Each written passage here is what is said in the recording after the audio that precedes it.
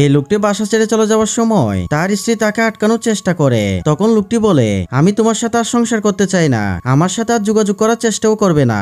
এটা বলে চলে যেতেই মেয়েটি আবার তাকে থামিয়ে কাঁদতে কাঁদতে বলে, দয়া করে তুমি যেও না, অন্তত আমাদের বাচ্চাটির কথা ভেবে হলেও থেকে যাও। কিন্তু সে কোনো কথা না শুনে বাসা থেকে চলে যায়। তখন মেয়েটি চিৎকার করে কাঁদতে থাকে।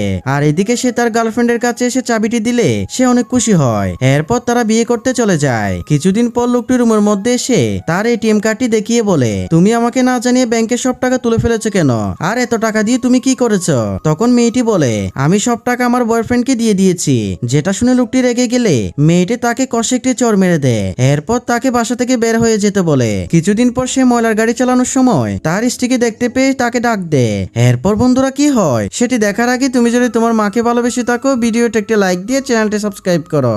এরপর সে তার স্ত্রীর কাছে সবকিছু খুলে বলে। তখন তার স্ত্রী বলে, তুমি সেই মেয়েটির জন্য